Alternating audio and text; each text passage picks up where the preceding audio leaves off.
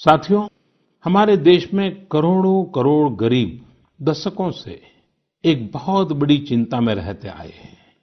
अगर बीमार पड़ गए तो क्या होगा? अपना इलाज कराएं या फिर परिवार के लिए रोटी की चिंता करें? इस तकलीफ को समझते हुए इस चिंता को दूर करने के लिए ही करीब 1.5 साल पहले आयुष्मान भारत योजना शुरू की गई थी। कुछ ही दिन पहले आयुष्मान भारत के लाभार्थियों की संख्या 1 करोड़ के पार हो गई है। 1 करोड़ से ज्यादा मरीज मतलब देश के 1 करोड़ से अधिक परिवारों की सेवा हुई है। 1 करोड़ से ज्यादा मरीज का मतलब क्या होता है मालूम है? 1 करोड़ से ज्यादा मरीज मतलब नॉर्वे जैसा देश, सिंगापुर जैसा देश, उसकी जो टोटल जनसंख्या है उससे 2 गुना लोगों को मुफ्त में इलाज दिया गया है। अगर गरीबों को अस्पताल में भर्ती होने के बाद इलाज के लिए पैसे देने पड़ते, इनका मुफ्त इलाज नहीं हुआ होता तो उन्हें एक मोटा-मोटा अंदाज है करीब-करीब 14,000 करोड़ रुपए से भी ज्यादा अपनी जेब से खर्च करने पड़ते हैं।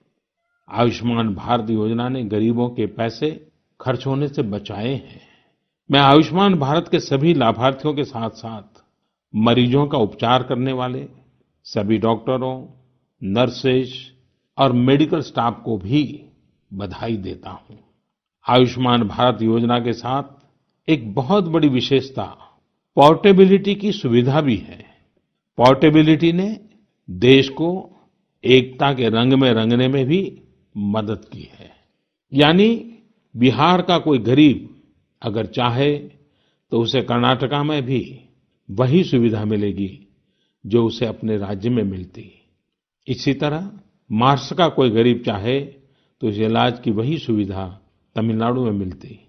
इस योजना के कारण किसी क्षेत्र में जहां स्वास्थ्य की व्यवस्था कमजोर है, वहां के गरीब को देश के किसी भी कोने में उत्तम इलाज कराने की सहूलियत मिलती है। साथियों, आप ये जानकर हैरान रह जाएंगे कि 1 करोड़ लाभार्थियों में से 80% लाभार्थी देश के ग्रामीण इलाकों के हैं। इनमें भी करीब-करीब 50% लाभार्थी हमारी माताएं, बहनें और बेटियां हैं। इन लाभार्थियों में ज्यादातर लोग ऐसी बीमारियों से पीड़ित थे जिनका इलाज सामान्य दवाओं से संभव नहीं था। इनमें से 70% लोगों की सर्जरी की गई है।